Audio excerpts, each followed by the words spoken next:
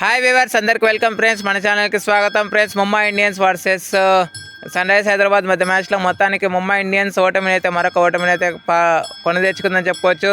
So ఈ match కారణం చేత ప్లే ఆఫ్స్ యొక్క అవకాశాలని పూర్తిగా సంక్లిష్టం చేసుకుందా అంటే ఇక్కడ నుంచి జరిగేటువంటి ప్రతి మ్యాచ్ డూ ఆర్ డై అనే చెప్పుకోవచ్చు.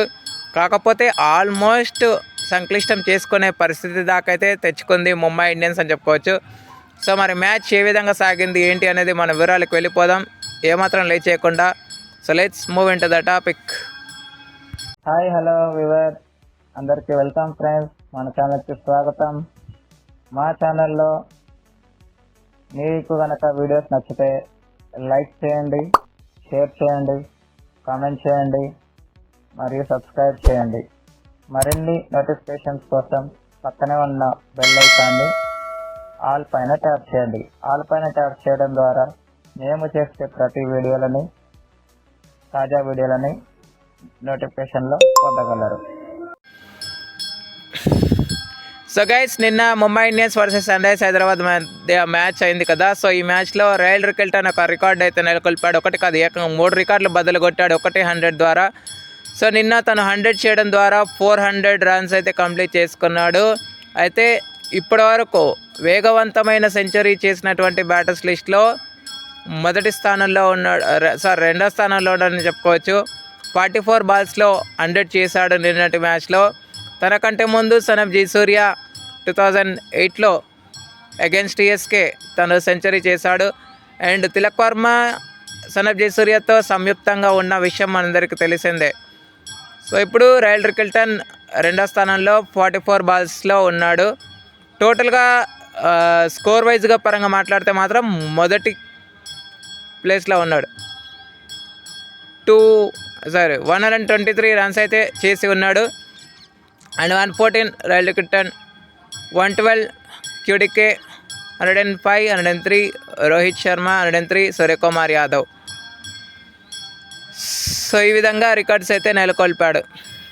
అండ్ ఎంఐ కేప్ టౌన్ కార్డుతో ముంబై ఇండియన్స్ కార్డుతో టోటల్గా 3 సెంచరీస్ చేసి మొదటి స్థానంలో ఉన్నాడని చెప్పుకోవచ్చు.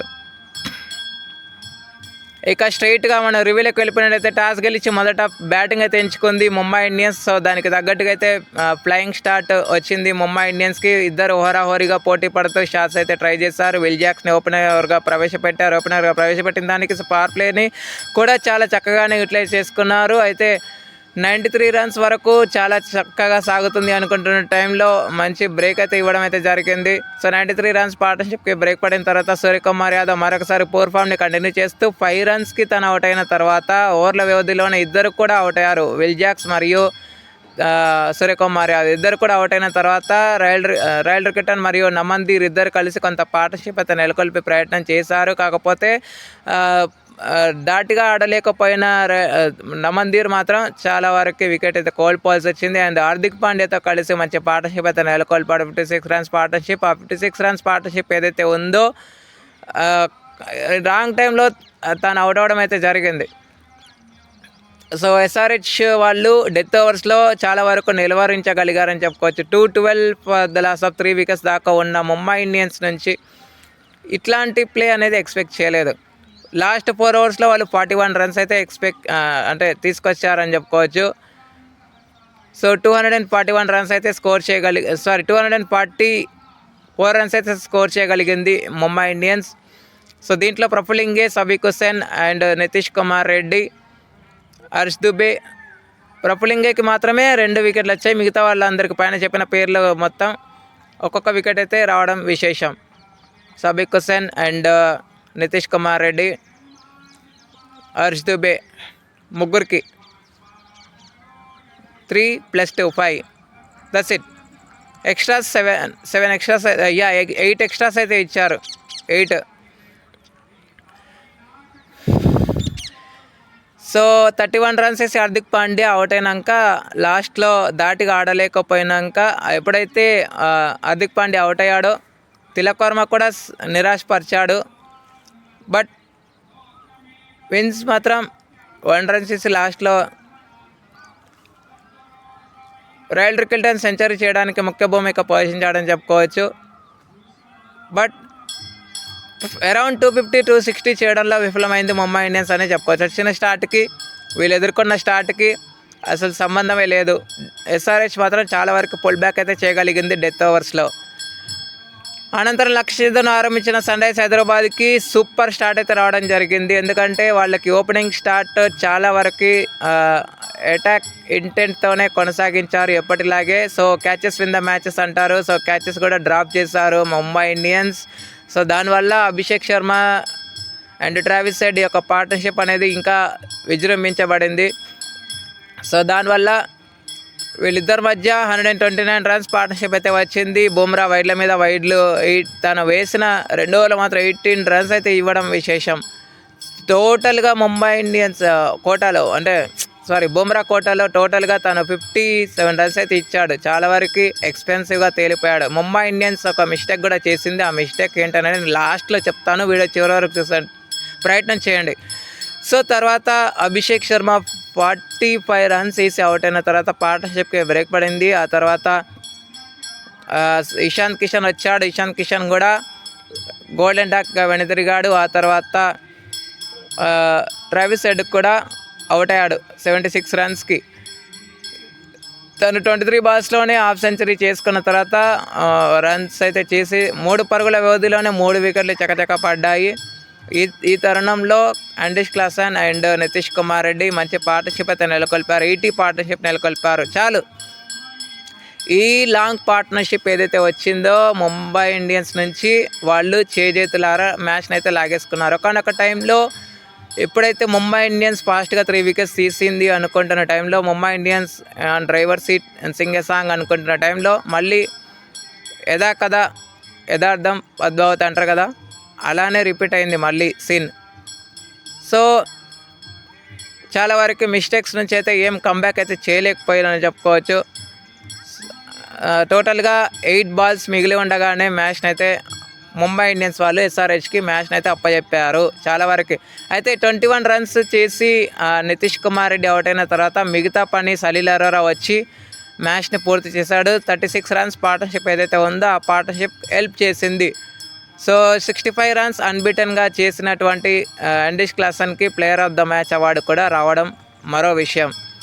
సో ముంబై ఇండియన్స్ చేసిన మిస్టేక్ చెప్తాను అని చెప్పాను కదా. సో ముంబై ఇండియన్స్ చేసిన మిస్టేక్ ఏంటంటే షార్దుల్ ఠాకూర్ ఎప్పుడు ఎన్ని సందర్భాల్లో IPL guys, not only IPL, ఇండియాకి ఆడుతున్నప్పుడైనా గోల్డెన్ ఆర్మ్ పార్ట్నర్షిప్ బిల్డ్ అవుతుంది, ఆ పార్ట్నర్షిప్ని బ్రేక్ చేయరా బాబు అని బాల్ చేతికిస్తే ఖచ్చితంగా ఆ పార్ట్నర్షిప్ బ్రేక్ చేసిస్తాడు. అది తనలోని సత్తా అట్లా ఉంది, అలాంటి టాలెంట్ ఉంది. అందుకే తనకి లార్డ్ షార్దుల్ ఠాకూర్ అన్న బిరుదు ఊరికే రాలేదు.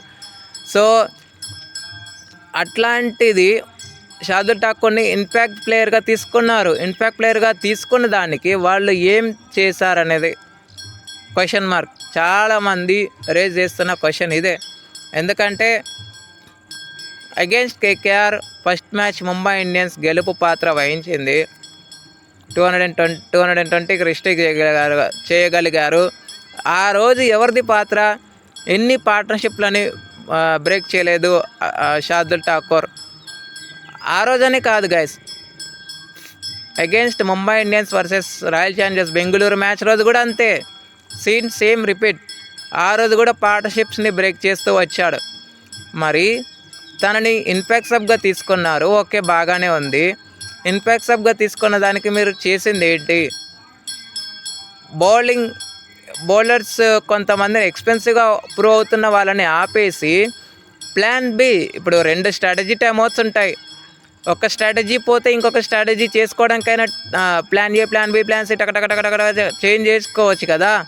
మళ్ళీ సరే ఫస్ట్ స్ట్రాటజీ టైమ్అవుట్లో కొన్ని ప్లాన్స్ చేస్తాం, అవి విఫలమైతే మళ్ళీ సెకండ్ హాఫ్లో మళ్ళీ వస్తుంది స్ట్రాటజీ టైమ్అవుట్. ఆ టైంలో ఎక్స్పెన్సివ్గా ఉన్న బౌలర్స్ని ఆపేసైనా షార్దుల్ ఠాకూర్ని దించితే ముంబై ఇండియన్స్కి అంతో ఇంతో ఇంపాక్ట్ అనేది ఉండేది అని నేను చెప్తాను. ప్రతి ఒక్కరూ ఈ విషయాన్ని గ్రహించక తప్పదు, ప్రతి ఒక్కరు. ఎందుకంటే ఎన్నో సందర్భాల్లో ఇది రిపీట్ కూడా అయింది కాబట్టి. సో గైస్, మరి మీరేమంటారు? ఇది ఎంతవరకు దారితీస్తుంది అనేది చూడాలి. సో ముంబై ఇండియన్స్ ఓడిపోయిన తర్వాత హార్దిక్ పాండ్యా బౌలర్ల పైన భారం వేయలేదు, మాట వాస్తవమే. బట్ తను ఫీల్డ్ ఏ విధంగా సెట్ చేస్తున్నాడు, తీసుకునే నిర్ణయాలు కూడా ఏ విధంగా తీసుకుంటున్నాడు, ప్లేయర్స్ని ఏ రీతిగా వాడుకోవాలి, lot of questions, lot of roles, lot of places అనేవి ప్లే అవుతూ ఉంటాయి, ఇంటెన్స్ అనేవి. సో ఇంటెంట్ మార్చుకోవాలి హార్దిక్ పాండ్యా. ఎందుకంటే ముందున్న మ్యాచెస్లో చాలా వరకు do or die situation Mumbai ఇండియన్స్కి. నాకు తెలిసి ఇంకా ప్లే ఆఫ్స్ అవకాశాలు సజీవంగా లేవు అనే చెప్పుకోవడానికి ఇదొక మ్యాచ్ నిదర్శనం. దీని నుంచి కంబ్యాక్ అవ్వాలి అంటే ప్రతి మ్యాచ్ గెలవాలి, ఏదైనా ఒక మ్యాచ్. ఇప్పుడు May 2కి CSK వర్సెస్ MI మ్యాచ్ ఉంది. ఆ మ్యాచ్ కనుక ఓడిపోతే ఇంకా తట్టాబుట్ట చదువుకొని ముంబై ఇండియన్స్ ఇంటికి వెళ్ళిపోవాలి, ఇంకా అంతే, అస్సాం ట్రైన్ ఎక్కేయడమే. ఫస్ట్ టీమ్గా ఉంటుంది అంటే లక్నో తర్వాత రెండో టీమ్గా ముంబై ఇండియన్స్ నిలుస్తుందని చెప్పడంలో ఎలాంటి సందేహం లేదు. అయినా MIతో పోలిస్తే లక్నో అంతో ఇంతో కాస్త కోస్త బెటరే నన్ను అడిగితే. వాళ్ళైనా కనీసం ఒక 2 విజయాలు, అంటే ముంబై ఇండియన్స్ కూడా 2 విజయాలు సాధించింది, బట్ వాళ్ళైనా బౌలర్స్ అయినా వికెట్స్ తీసుకుంటున్నారు అని నేను చెప్తాను. సో చాలా వరకు బౌలింగ్లో తేలిపోతున్నారు. సో ఇక వికెట్స్ బుమ్రాకి అయితే ఎలాంటి వికెట్ అయితే రాలేదు. So Hardik Pandya, Trent Boult తలా ఒక్కొక్క వికెట్ తీసుకోగా అల్లా గజన్పర్ ఒకటే ఓవర్లో ఇద్దరిని అవుట్ చేశాడు. ఎవరెవరిని, అభిషేక్ శర్మని అండ్ ఇషాన్ కిషన్ని అవుట్ చేసి బ్రేక్ ఇచ్చాడు కదా, తనకే 2 వికెట్లు అయితే రావడం జరిగింది. Okay friends, thank you. Extras అయితే 1 కాదు, 2 కాదు, 3 కాదు, 4 కాదు, ఏకంగా 12 ఎక్స్ట్రాలు ఇచ్చారు. సో చాలా చాలా చాలా హార్డ్ వర్క్ అయితే చెయ్యాలి. టీమ్ మీటింగ్స్ కన్వర్ట్ చేసుకొని కూర్చొని మాట్లాడుకొని ప్లాన్స్లో నెక్స్ట్ CSKతో మ్యాచ్కి అయితే సర్వం సిద్ధం అవ్వాలంటే మనస్ఫూర్తిగా కోరుకుంటూ థ్యాంక్ యూ ఫ్రెండ్స్. ఇలాంటి అప్డేట్స్ కోసం ఛానల్ని సబ్స్క్రైబ్, షేర్, లైక్, కమెంట్ చేయండి. మరొక అప్డేట్తో మేము ఉంటాను ఫ్రెండ్స్. అంతవరకు సెలవు, నమస్కారం.